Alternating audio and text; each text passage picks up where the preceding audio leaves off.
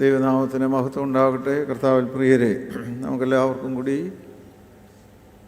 ഈ വിശുദ്ധ ദിവസത്തിൽ ആരാധനയിൽ ഒരുമിച്ച് ചേർന്ന് നമ്മുടെ കൂട്ടായ്മ ആചരിക്കുന്നതിനും വിശുദ്ധ ശുശ്രൂഷയിൽ സംബന്ധിക്കുന്നതിനും കർത്താവിൻ്റെ തിരുശരീര രക്തങ്ങളുടെ അംശികളാകുന്നതിനും സർവശക്തനായ ദൈവം നമുക്ക് വീണ്ടും ഒരു അവസരം നൽകിയ ദൈവത്തിൻ്റെ വലിയ സ്നേഹ കരുതലിനായി നന്ദിയോടുകൂടെ നമുക്ക് ദൈവത്തെ മഹത്വപ്പെടുത്താം. ഇന്ന് നമ്മുടെ 25 കുട്ടികൾ ആദ്യമായി വിശുദ്ധ കുർബാന, കർത്താവിൻ്റെ തിരുശരീര രക്തങ്ങൾ സ്വീകരിക്കുന്ന അവരെ സംബന്ധിച്ചും സഭയെ സംബന്ധിച്ചും മാതാപിതാക്കളെ സംബന്ധിച്ചും വിശ്വാസ സമൂഹത്തെ സംബന്ധിച്ചും എല്ലാം അതീവ പ്രാധാന്യമുള്ള ഒരു ദിവസമാണല്ലോ ഈ ഇടവകയെ സംബന്ധിച്ചിടത്തോളം.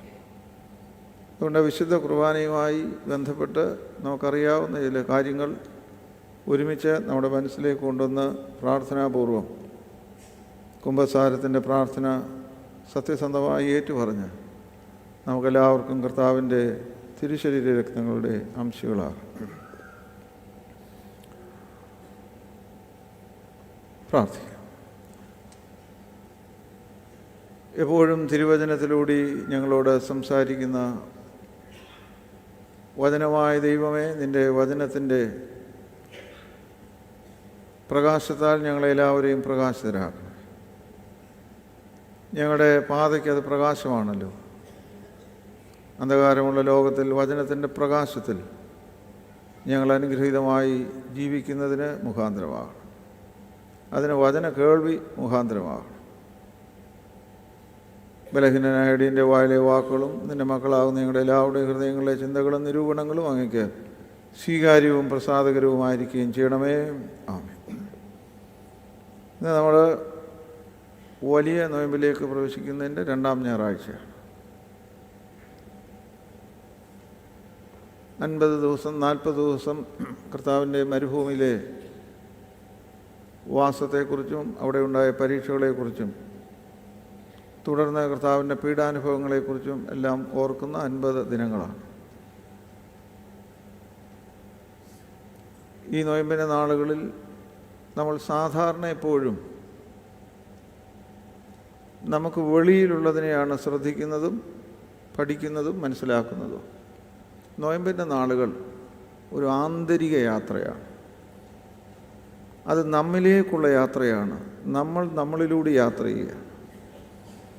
അപ്പോഴാണ് നമ്മുടെ ഉള്ള് എന്താണ് എന്ന് നമുക്ക് മനസ്സിലാകും. സത്യസന്ധമായി നമ്മൾ നോക്കിയാൽ നമ്മൾ വളരെ കുറച്ചു മാത്രമേ നമ്മളിലേക്ക് നോക്കത്തുള്ളൂ. നമുക്ക് കൂടുതൽ ചെയ്തുകൊണ്ടിരിക്കുന്നത് ബോധപൂർവം അല്ലെങ്കിലും നമുക്ക് വെളിയിലാണ്.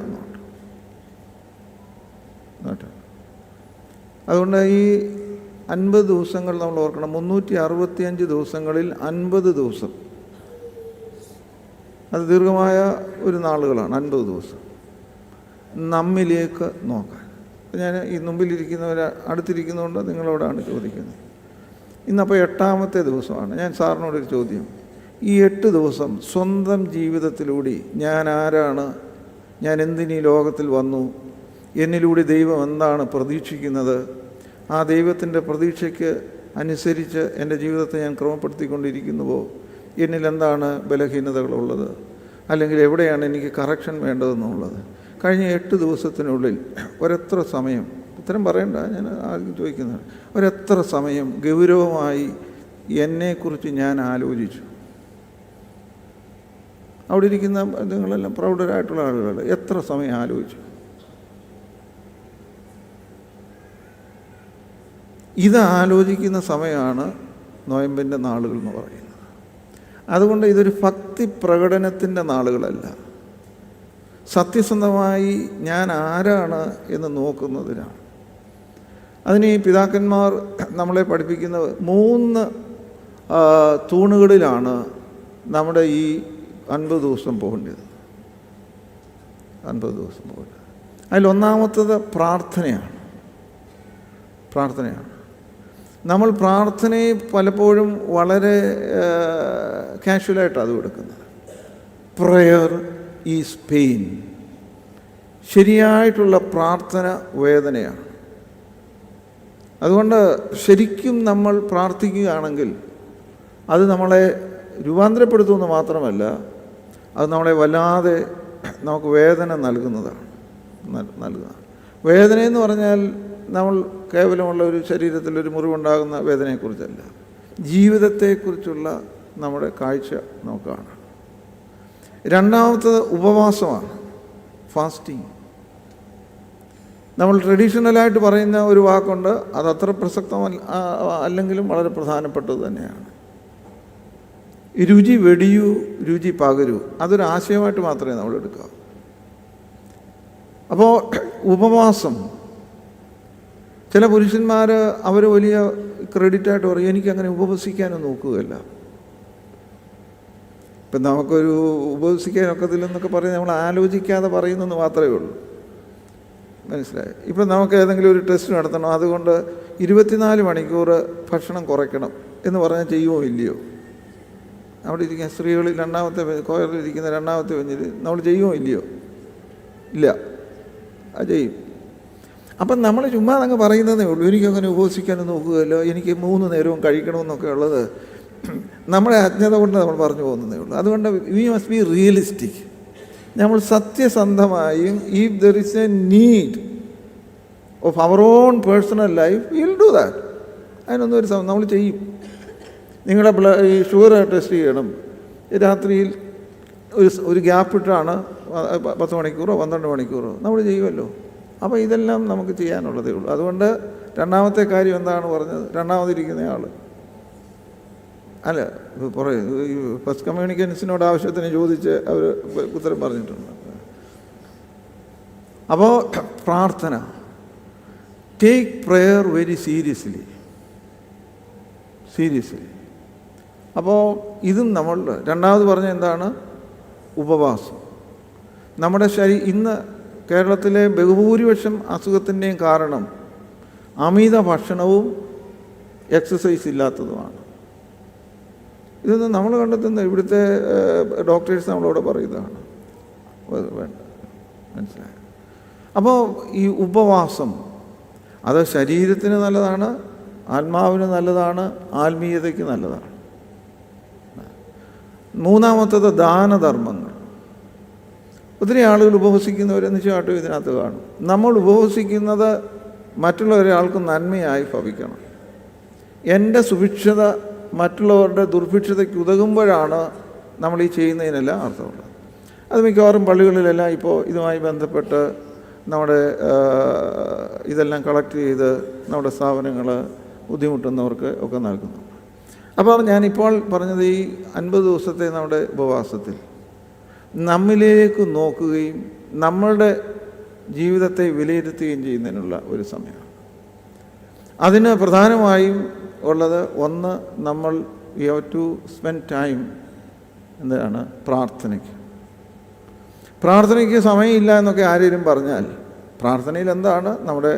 നമ്മളിലേക്ക് നോക്കുക, ദൈവത്തോടുള്ള സംസാരമാണ്. സമയം തന്ന ദൈവത്തോട് സമയമില്ലെന്ന് പറയുന്നതിനേക്കാൾ ഈ ലോകത്തിൽ ഏറ്റവും മൗഢ്യവും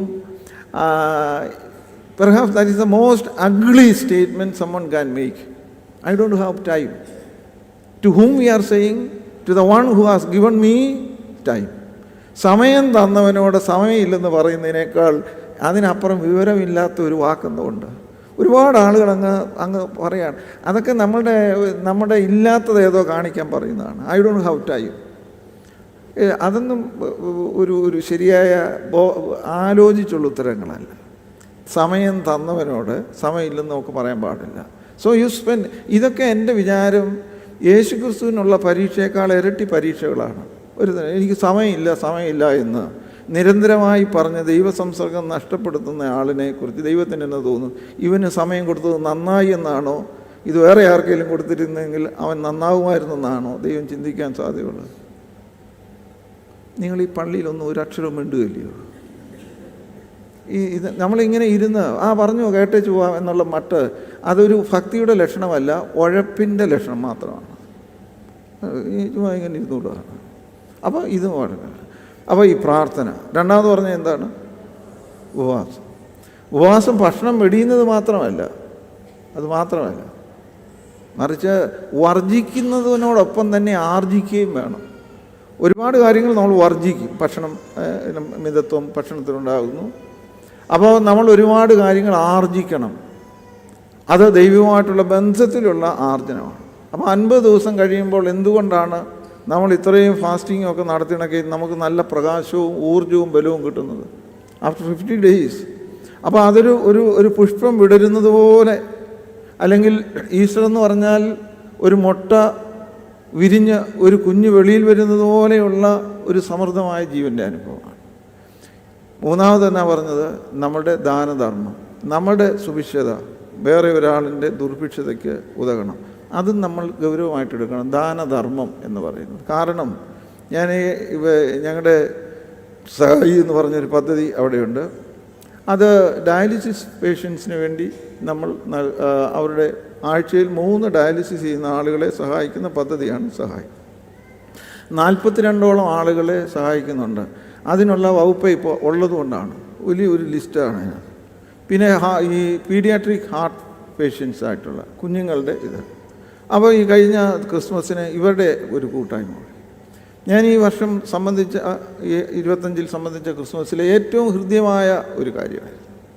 എല്ലാവരും, അതായത് ഈ എൻ്റെ മുമ്പിൽ 2ാമത് ബെഞ്ചിലിരുന്ന ഒരാളിന് അവർക്ക് ഒരു ഗിഫ്റ്റ് കൊടുക്കാൻ എഴുന്നേറ്റ് നടന്നു വരാൻ പാടില്ലാതെ വണ്ണം ഈ രോഗം ബാധിച്ചിട്ടുള്ളതാണ് കേട്ടോ. അതല്ല നമ്മുടെ വിഷയം.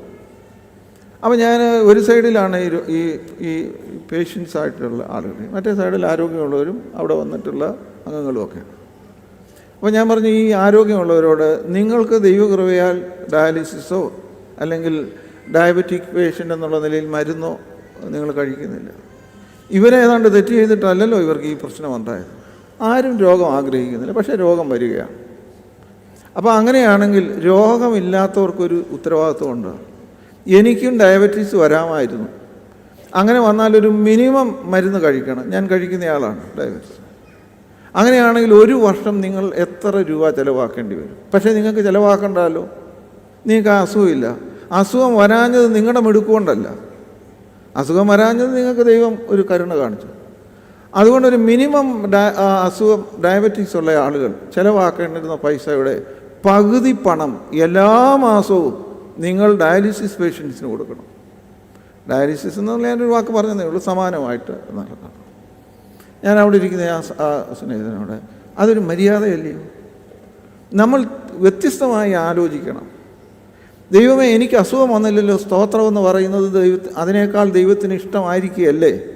ഞാൻ ആ 1, 2, 3, 4 സാറിനോട് ആയിരിക്കുകയല്ലേ?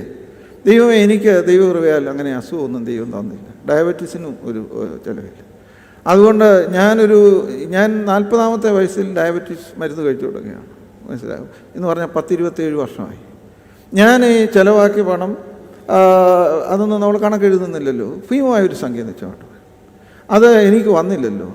അതുകൊണ്ട് എല്ലാ മാസവും ഒരു മിനിമം ഡയബറ്റീസ് പേഷ്യൻ്റ് ആയിരുന്നെങ്കിൽ കൊടുക്കുന്നതിൻ്റെ പകുതി പണം ഞാൻ ഡയാലിസിസിന് സൗകര്യമില്ലാത്ത 10,000 ആളുകളുണ്ടല്ലോ, ഒന്ന് കൊടുത്തോട്ടെ എന്ന് ചോദിച്ചാൽ അതായിരിക്കുമോ ദൈവത്തിന് ഇഷ്ടം? സാറിന് ആ ചോദ്യം കേട്ടോ, അത് ദൈവത്തിന് ഏതായിരിക്കും ഇഷ്ടം? അതായത് ചോദ്യം ഇതാണ്, ദൈവമേ, എനിക്ക് ഡയബറ്റീസും മറ്റൊരു അസുഖവും തന്നില്ലല്ലോ, നിനക്ക് സ്തോത്രം, എനിക്കൊരു അസുഖം വരാതെ എന്നുള്ളത് കേൾക്കാനാണോ? എനിക്ക് ദൈവമേ അസുഖം ഇല്ലല്ലോ, അസുഖം ഉണ്ടായിരുന്നെങ്കിൽ ഞാൻ പണം ചിലവാക്കണമായിരുന്നല്ലോ. അതുകൊണ്ട് എനിക്ക് ഈ മരുന്നിന് ചിലവാക്കാൻ ദൈവം അനുവദിക്കാഞ്ഞതുകൊണ്ട് അതിൻ്റെ പകുതി പണം എല്ലാ മാസവും വേറെ ഒരു രോഗിക്ക് കൊടുത്തോട്ടെ എന്ന് ചോദിച്ചാൽ ദൈവത്തിന് ഏതായിരിക്കും ഇഷ്ടം? ആ ചോദ്യം സാറിന് മനസ്സിലായോ? ഏതായിരിക്കും ഇഷ്ടം ദൈവത്തിന്? സാറിന് അതിന് ഉത്തരം അറിയാത്തതുകൊണ്ടല്ല ഞാൻ ആരെയും അങ്ങനെ ഒരാളോട് ഇങ്ങനെ ചോദിക്കുന്നത് ശരിയല്ലല്ലോ. അത് ദൈവത്തിന് ഇഷ്ടമാണെന്ന് മാത്രമല്ല, അതേ ഉള്ളൂ ദൈവത്തിന് ഇഷ്ടം. മറ്റത് സൂത്രമാണ്. അസുഖം തന്നില്ലല്ലോ, അപ്പോൾ ഈ ആളിന് അസുഖം കൊടുത്തത് ദൈവം കൊടുത്തതാണോ? അത് ഓരോ കാരണങ്ങളാൽ വന്നതാണ്. അതുകൊണ്ട് നമ്മളെല്ലാവരും ഈ പള്ളിയിൽ ഇന്ന് നിങ്ങൾ കുറേ പേർക്കെങ്കിലും തോന്നുക, മനസ്സിലാകും, നമുക്കില്ലാതെ ദൈവം എന്നെ രക്ഷിച്ചതുകൊണ്ട് വേറെ ഒരാളിൻ്റെ വിഷമതയിൽ എൻ്റെ ജീവിതം സഹായകരമായി തീരട്ടെ എന്ന് ചിന്തിക്കുന്നതാണ് ആത്മീയത എന്ന് പറയുന്നത്. അപ്പം ഈ ദാനധർമ്മം എന്നൊക്കെ പറയുന്നത് ഭിക്ഷക്കാരന് 5 രൂപ കൊടുക്കുന്നത് മാത്രമല്ല, നമ്മുടെ ജീവിതത്തിൻ്റെ ഒരു പ്രമാണമാണ്. അത് പൗലോസ് പറയുന്നുണ്ട് ഈ നിശ്ചയമായിട്ടുണ്ട്. അപ്പം നമ്മൾക്ക് ഇതെല്ലാം പരീക്ഷകളാണെന്നാണ് എൻ്റെ അഭിപ്രായം. ഒരാളിന് അസുഖം വരാതിരിക്കുകയും അവൻ ഒരു രോഗിയെ നോക്കാതിരിക്കുകയും ചെയ്യുന്നത് സാത്താൻ്റെ പരീക്ഷണമാണ്. ഒരാളിന് അസുഖം ഇല്ലാതിരിക്കുകയും മറ്റൊരു രോഗിക്ക് എന്നാലാകുന്ന സഹായം ചെയ്യുകയും ചെയ്യുന്നതിനാണ് ദൈവികത എന്ന് പറയുന്നത്. അപ്പോൾ ഇങ്ങനെ ദൈവത്തെ നമുക്ക് അനുകൂലമാക്കി നിർത്താനല്ല, ദൈവത്തിന് അനുകൂലമായി നമ്മൾ പ്രവർത്തിക്കാനാണ് ദൈവം എപ്പോഴും ഉപയോഗിക്കുക. ഇതാണ് സത്യസന്ധമായി നോക്കിയാൽ കുർബാന എന്ന് പറയുന്നത്. കുർബാന എന്ന് പറയും തന്നെ കാണിച്ചു കൊടുത്ത രാത്രിയിൽ, ശ്രദ്ധിച്ച് കേൾക്കുക ഇനി 2-3 മിനിറ്റ്. തന്നെ കാണിച്ചു കൊടുക്കുന്ന രാത്രിയിൽ യേശു അപ്പം എടുത്ത് സ്തോത്രം ചൊല്ലി നുറുക്കി ശിഷ്യന്മാർക്ക് കൊടുത്തിട്ട് പറഞ്ഞു, ഇത് നിങ്ങൾക്ക് വേണ്ടിയുള്ള, ഒന്ന് പറഞ്ഞ് രക്ഷിക്കന്നെ, എൻ്റെ this is my body broken for you. ഇതെൻ്റെ ശരീരമാണ്, ഇതെനിക്ക് വേണ്ടി ഞാൻ മുറിക്കുകയല്ല, ഇത് നിനക്ക് വേണ്ടി ഞാൻ മുറിക്കുകയാണ്. അപ്പോൾ തൻ്റെ ശരീരം നുറുക്കി.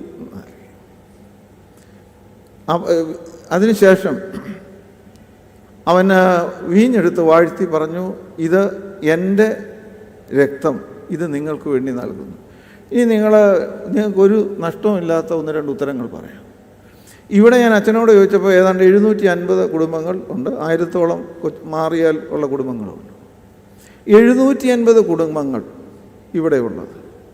750 × 4, ഒരു വീട്ടിൽ 4 പേരുണ്ടെങ്കിൽ 75 × 4 എത്ര? 3000 ആണ്. 3000 ആളുകൾ പരസ്പരം പറയുകയാണ്.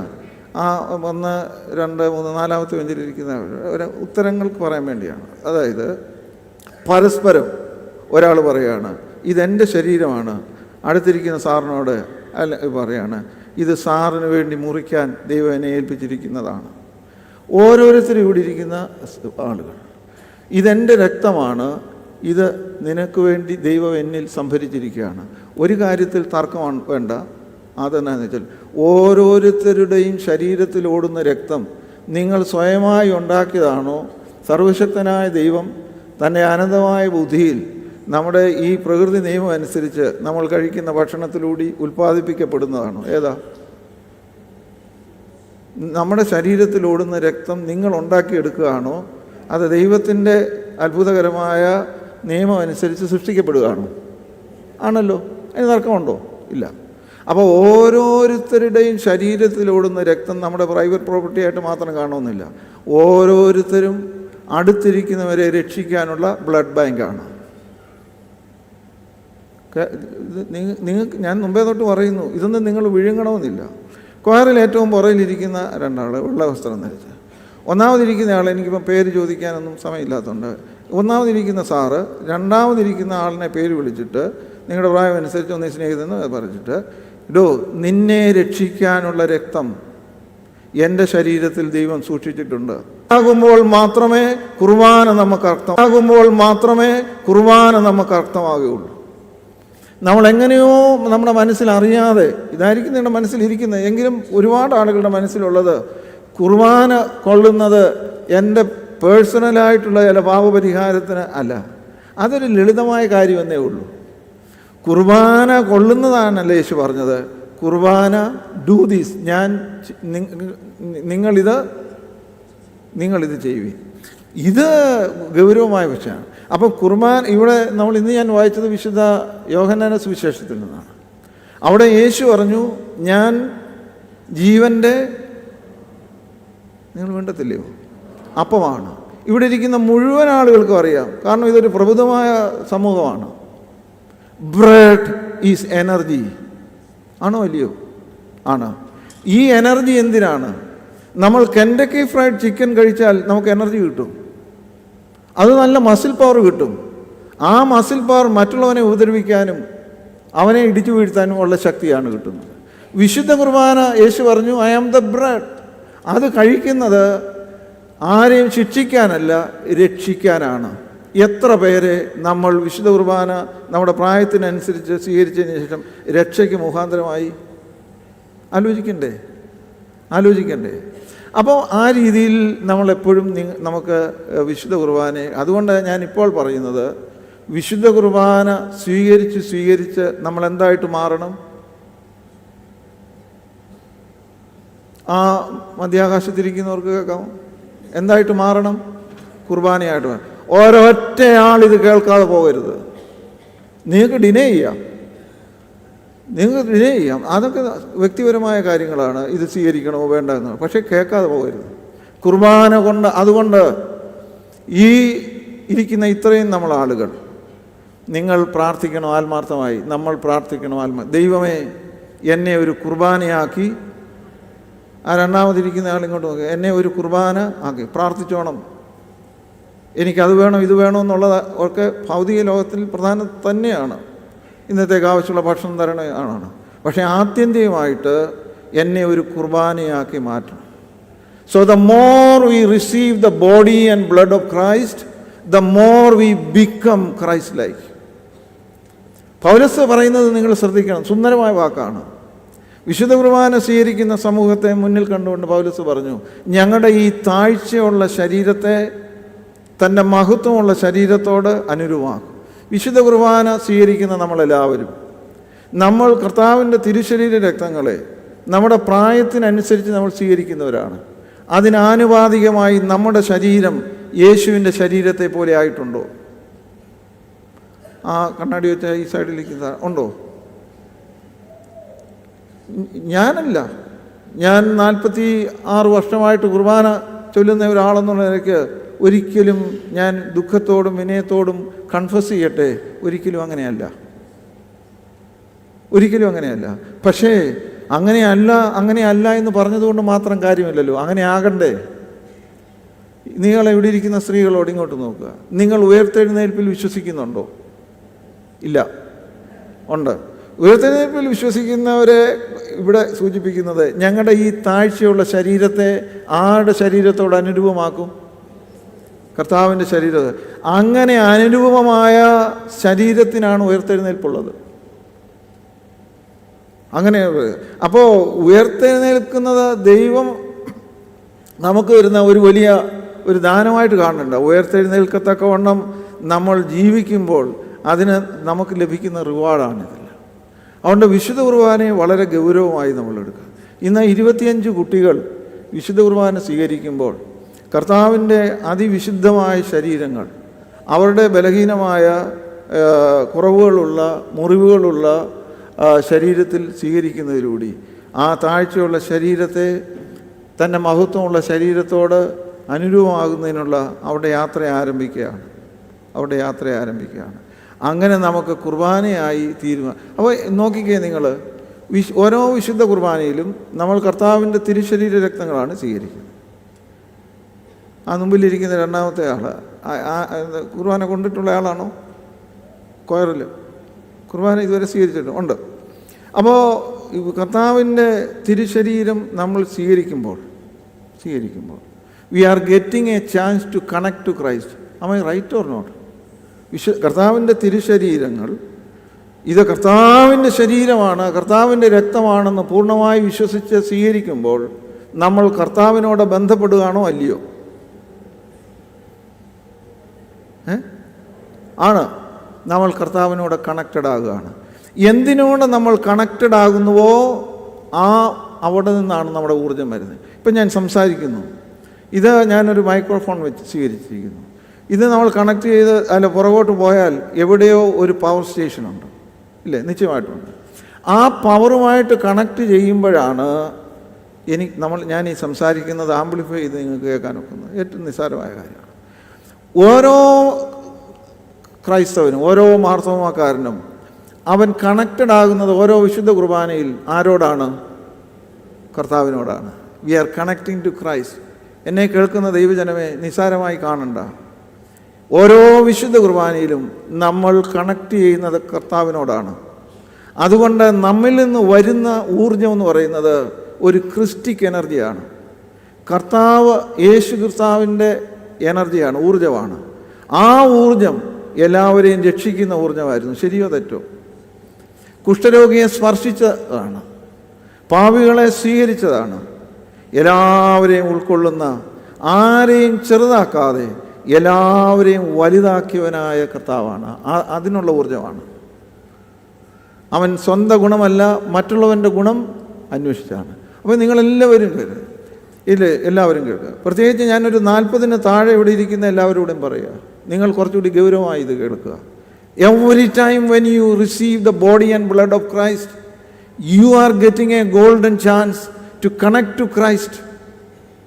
ആ കണക്ഷനിൽ നിന്ന് വരുന്ന ഊർജ്ജം എന്ന് പറയുന്നത് വിശുദ്ധ കുർബാനയുടെ ഊർജ്ജമാണ്. ഞാൻ മുമ്പേ പറഞ്ഞു, കെൻഡക്കി ഫ്രൈഡിൽ നിന്നൊരു ഊർജ്ജം വരും. അത് രക്ഷയുടെ ഊർജ്ജമാണോന്ന് നിർബന്ധമില്ല. പക്ഷേ ഈ ഊർജ്ജം നമുക്കെപ്പോഴും അടുത്തിരിക്കുന്നവനെ രക്ഷിക്കുവാനുള്ള ബ്ലഡ് ബാങ്കായിട്ട് നമ്മൾ മാറുന്നതാണ്. അതുകൊണ്ട് സ്നേഹിതരെ, വിശുദ്ധ കുർബാന ചെപ്പടി വിദ്യയൊന്നുമല്ല. ഇത് ലോകത്തെ രക്ഷിക്കാനുള്ള ദൈവത്തിൻ്റെ ഫോർമുലയാണ്. ഇവിടെ ഇരിക്കുന്ന മുഴുവൻ കുട്ടികൾക്ക് പോലും മനസ്സിലാകുന്നതാണ്. ഒരു ഫോർമുല എന്ന് പറയുന്നത് അതിൽ തന്നെ അൾട്ടിമേറ്റ് അല്ല. A formula can be used to solve many problems. am I right?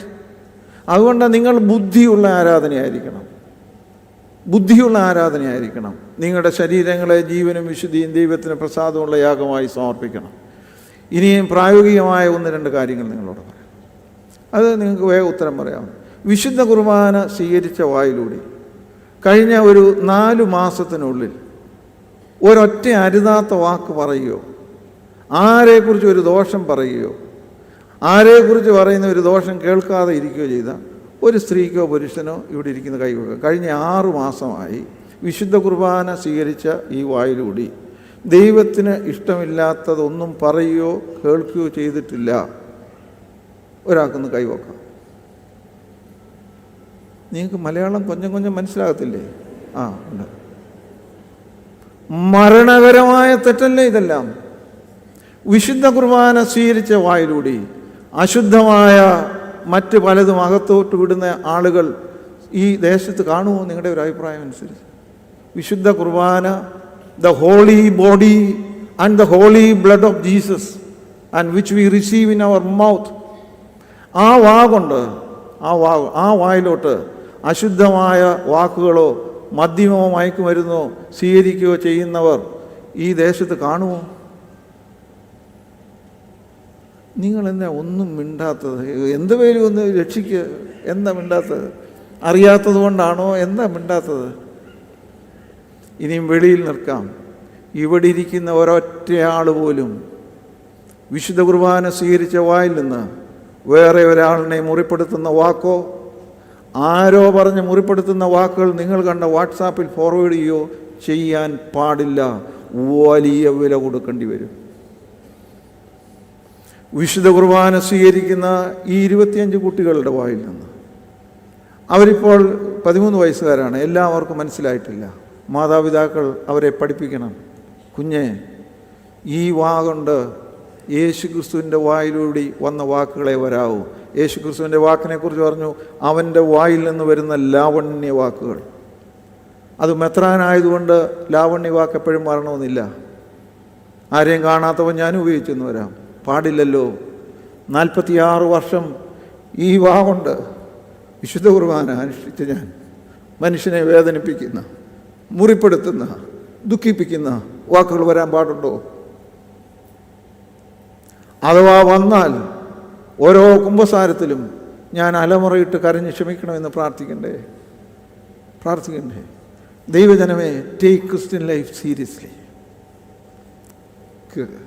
അപ്പോൾ നമ്മൾ യേശു ക്രിസ്തുവിൻ്റെ ശരീരത്തോടെ കണക്റ്റഡ് ആകുമ്പോൾ ഇതാണ്, അതൊരു വലിയ വെല്ലുവിളിയാണ്. എനിക്കും യേശുവിനെ പോലെ ആകണം, എൻ്റെ ശരീരം യേശുവിൻ്റെ ശരീരത്തെ പോലെ ആകണം, എനിക്കൊരു കുർബാനയായി തീരണം. നിങ്ങൾ വീട്ടിൽ ചെന്ന് ആലോചിക്കുക. ഞാൻ പറയുന്നത്, if it makes sense for you, U receive, otherwise reject it. പക്ഷേ ഗൗരവമായി ക്രിസ്ത്യ ജീവിതത്തെ കാണുന്ന ഒരാളിനും അങ്ങനെ അതൊന്നും തള്ളിക്കളയാനൊക്കെയല്ല. അത് സംസാരിക്കുന്ന ഞാനും കേൾക്കുന്നതും. അതുകൊണ്ട് ഞാൻ ഇന്നിവിടെ പറഞ്ഞ കാര്യങ്ങൾ നിങ്ങൾ കുറച്ചുകൂടി ഗൗരവമായി എടുക്കുകയും നമ്മുടെ ജീവിതത്തെ, അപ്പോൾ ഒറ്റ കാര്യമാണ് പറഞ്ഞത്, വിശുദ്ധ കുർബാന സ്വീകരിച്ച് നമ്മുടെ ജീവിതം എങ്ങനെയാകണം? ഒരു കുർബാനയാക്കണം. ഇന്നു മുതൽ തുടർന്നുള്ള നാളുകളിൽ എല്ലാ ദിവസവും എഴുന്നേൽക്കുമ്പോൾ നിങ്ങൾ എഴുന്നേറ്റ് കട്ടിലിൽ നിന്ന് കാല് താഴെ വെക്കുമ്പോൾ ദൈവമേ എന്നെ ഒരു കുർബാനയാക്കി മാറ്റണമേ എന്ന് നമുക്ക് പ്രാർത്ഥിക്കാം. ഒരു നാളിൽ നമ്മുടെ ഈ താഴ്ചയുള്ള ശരീരം തൻ്റെ മഹത്വമുള്ള ശരീരത്തോട് അനുരൂപമാകും. ദൈവമേ, നിൻ്റെ അതിവിശുദ്ധ ശരീരങ്ങൾ സ്വീകരിക്കുന്ന എൻ്റെ വായ അരുതാത്തതായിട്ടൊന്നിനും ഇടയാകരുത്. അച്ഛന്മാരുടെയും മെത്രാന്മാരുടെയും ഒക്കെ ശവസംസ്കാര ശുശ്രൂഷയുടെ പ്രാർത്ഥനകളിലൊന്ന്, കർത്താവേ, നിൻ്റെ വിശുദ്ധ മധുവായിൽ പടികളിൽ ചവിട്ടിയിട്ടുള്ള ഇവൻ്റെ കാൽ അഗ്നി നരകത്തിൽ അവൻ്റെ കാൽ ചവിട്ടാനിടയാകരുതേ. കുഞ്ഞുകളിയാണോ ഇത്? കർത്താവേ, നിൻ്റെ വിശുദ്ധ മധുവായിൻ്റെ പടിയിൽ ചവിട്ടിയിട്ടുള്ള ഇവൻ്റെ കാലുകൾ അഗ്നി നരകത്തിൽ ഇവൻ്റെ കാല് ചവിട്ടാനിടയാകരുത്. മാർത്തോമാ സഭയുടെ അംഗങ്ങളെ, വിശുദ്ധ കുർബാന സ്വീകരിക്കുന്ന നമ്മൾ വിശുദ്ധ കുർബാനയാകുക എന്ന് തന്നെയാണ് അതിൻ്റെ അർത്ഥം. അങ്ങനെ അടുത്തിരിക്കുന്നവരുടെ ബ്ലഡ് ബാങ്കായി നമ്മൾ തീരുമ്പോൾ സഭകൾ ദൈവരാജ്യമായി മാറും, ഏറ്റവും വലിയ മാതൃകയായിട്ട് മാറും. നമ്മുടെ ജീവിതം കർത്താവിൻ്റെ ശരീരത്തോട് അനുരൂപമാകും. നമ്മുടെ തലകളെ വണക്കാം. കർത്താവെ, ഞങ്ങൾ എന്തിനാണ് ഓരോ ദിവസവും ഓരോ ഞായറാഴ്ചയും പള്ളിയിൽ വന്ന് മുടങ്ങാതെ അവിടുത്തെ വിശുദ്ധ ശരീരരക്തങ്ങൾ സ്വീകരിക്കുകയാണ്? 33 വയസ്സ് മാത്രം പ്രായമുള്ള അവിടുന്ന് തൻ്റെ ശരീരത്തെ മുറിച്ച് നമുക്ക് നൽകിയിട്ട് പറഞ്ഞു, ഇതെൻ്റെ ശരീരമാണ്, ഇത് നിനക്കായി ഞാൻ നൽകുകയാണ്. ഇതെൻ്റെ രക്തമാണ്, ഇത് നിനക്കായി ചിന്തുകയാണ്. Do these in memory of me. ഇത് എൻ്റെ ഓർമ്മയ്ക്കായി ഞാൻ വരുവോളം നിങ്ങളിത് ചെയ്യണം. വിശുദ്ധ കുർബാന കാണാനുള്ളതോ കേൾക്കാനുള്ളതോ ചൊല്ലാനുള്ളതോ കൊള്ളാനുള്ളതോ മാത്രമല്ല, അതിലെല്ലാം ആത്യന്തികമായിട്ടുള്ളത് ചെയ്യാനുള്ളതാണ്. ഞങ്ങളുടെ ജീവിതത്തെ ഒരു കുർബാനയാക്കി മാറ്റുവാൻ അവിടുന്ന് സഹായിക്കണമെന്ന് പ്രാർത്ഥിക്കും. പലപ്പോഴും അത് കഴിയാതെ പോകുന്നിട്ടുണ്ട്. ഞങ്ങളുടെ ജീവനെ തന്നെ നൽകേണ്ടുന്ന അതീവ ഗൗരവമായ ഒരു കാര്യമാണല്ലോ. ഞങ്ങൾ കുർബാനയാകുമ്പോൾ ഞങ്ങൾക്ക് ഉയർപ്പുറപ്പാണ്, ഞങ്ങൾക്ക് നിത്യജീവൻ ഉറപ്പാണ്. എൻ്റെ മാംസം തിന്നുകയും എൻ്റെ രക്തം കുടിക്കുകയും ചെയ്യുന്നവന് നിത്യജീവനുണ്ട്. ഞാൻ ഒടുവിലത്തെ നാളിൽ അവനെ ഉയർത്തെഴുന്നേൽപ്പിക്കും. ഉയർത്തെഴുന്നേൽപ്പിൽ പൂർണ്ണമായി വിശ്വസിക്കുന്ന ഞങ്ങളെ വിശുദ്ധ കുർബാനയുടെ സാരാംശം കൃത്യമായി മനസ്സിലാക്കി വിശ്വസ്തയോടെ ജീവിക്കുവാൻ സഹായിക്കണമെന്ന് പ്രാർത്ഥിക്കും. വിശേഷിച്ച് ആദ്യമായി വിശുദ്ധ കുർബാന സ്വീകരിക്കുന്ന നമ്മുടെ പൈതങ്ങൾ, അവർ ദൈവകൃപയിൽ കൂടുതൽ ബോധ്യപ്പെട്ട് അവരുടെ ജീവിതം ഒരു കുർബാനയായി മാറുന്നതിന് അവരെ സഹായിക്കുകയും അത്തരത്തിൽ അവരെ കൂടുതൽ ശ്രദ്ധയോടുകൂടി വളർത്തിയെടുക്കുവാൻ മാതാപിതാക്കൾക്കും തലതൊട്ടവർക്കും വിശ്വാസ സമൂഹത്തിനും ഇടയാകണമേ. പലപ്പോഴും അത് കഴിയാതെ പോകില്ല, കുറവുകളെ ക്ഷമിക്കണമെന്ന് പ്രാർത്ഥിക്കും. ഇനി നമ്മൾ വിശുദ്ധ കുർബാനയിൽ സ്വീകരിക്കുന്നതിന് മുമ്പായി കുംഭസാരത്തിൻ്റെ പ്രാർത്ഥനയ്ക്ക് വേണ്ടി ഒരുങ്ങുകയാണ്. വിചാരത്തിൽ, വചനത്തിൽ, പ്രവൃത്തിയിൽ വന്നുപോയ കുറവുകളെല്ലാം ക്ഷമിക്കണമെന്ന് നമ്മൾ ബോധപൂർവമായി ദൈവം മുമ്പാകെ ഏറ്റു പറയുകയാണ്. അതുകൊണ്ട് സത്യസന്ധമായി നമുക്ക് നമ്മുടെ കുറവുകളെ ദൈവസന്നിധിയിൽ ഏറ്റുപറയാം. വിചാരത്തിൽ വലിയ കുറവുകൾ വന്നിട്ടുണ്ട്, വചനം കൊണ്ട് കുറവുകൾ വരുത്തിയിട്ടുണ്ട്, പ്രവൃത്തി കൊണ്ട് ഞങ്ങൾ നിന്നെയും മറ്റുള്ളവരെയും ദുഃഖിപ്പിച്ചിട്ടുണ്ട്. സർവശക്തനായ ദൈവമേ, ഞങ്ങളോട് ഇവയെല്ലാം പൊറുക്കണമേ. ഒരു നൊയമ്പിൻ്റെ നാളുകളാണ്. ഞങ്ങളുടെ പ്രാർത്ഥന ശക്തിപ്പെടട്ടെ, ഞങ്ങളുടെ ഉപവാസം അർത്ഥപൂർണമാകട്ടെ. കേവലം ചടങ്ങുകൾക്ക് അപ്പുറമായി ആത്മാർത്ഥതയോടെ, സത്യസന്ധതയോടെ, വിശ്വസ്തയോടെ, വിനയത്തോടെ, ഒപ്പം വിവേകത്തോടുകൂടി നിൻ്റെ പീഡാനുഭവ നാളുകളെ ഓർക്കുവാൻ വലിയ നോമ്പിൻ്റെ നാളുകളിൽ ഞങ്ങൾക്കിടയാകണമേ. ഈ നാളുകൾ ഞങ്ങളുടെ ഒരു ആന്തരിക യാത്രയാണല്ലോ, ഉള്ളിലേക്ക് നോക്കുവാൻ, നമ്മോട് തന്നെ നമുക്ക് സംസാരിക്കുവാൻ. നമ്മുടെ കുറവുകളെ ദൈവം അറിയുന്നു, പിന്നെ അവരവർ മാത്രം. ആരും അറിയാത്ത കുറവുകൾ നമുക്കുണ്ടാകാം. ഞങ്ങളോട് ക്ഷമിക്കണമെന്ന് പ്രാർത്ഥിക്കും. വിശുദ്ധ കുർബാന സ്വീകരിക്കുന്ന ഞങ്ങൾ വിശുദ്ധ കുർബാനയ്ക്ക് ആനുപാതികമായ വിശുദ്ധ ജീവിതം നയിക്കുന്നതിന് സഹായിക്കണമേ. അതിനുള്ള നാളുകളായി ഞങ്ങളുടെ ഈ ആന്തരിക യാത്ര മുഖാന്തരമാകണമേ. ഞങ്ങൾ മറ്റുള്ളവർക്ക് ഉപകാരികളായി തീരുവാൻ, ദാനധർമ്മങ്ങൾ അത് ഞങ്ങളുടെ ആത്മീയതയുടെ ഭാഗമായി കാണുവാൻ ഉള്ള കൃപയും തരണമെന്ന് പ്രാർത്ഥിക്കും. വിശുദ്ധ കുർബാന സ്വീകരിക്കുന്ന നമുക്കെല്ലാവർക്കും അതാത് സ്ഥലങ്ങളിൽ എഴുന്നേറ്റ് നിന്ന് കുമ്പസാരത്തിൻ്റെ പ്രാർത്ഥന ദൈവസന്നിധിയിൽ നമുക്ക് സത്യസന്ധമായും ദൈവകൃപ യാചിച്ചും കൊണ്ട് നമുക്ക് ആത്മാർത്ഥമായിട്ട് ഏറ്റുപറയാം. ജീവിതത്തിൽ പല വീഴ്ചകൾ വന്നിട്ടുണ്ട്. ഒട്ടും നിഷേധിക്കാതെ എന്നെ കേവലം സ്നേഹിക്കുന്ന ദൈവമേ എന്നോട് കരുണ കാണിക്കണമെന്ന് പ്രാർത്ഥിക്കും.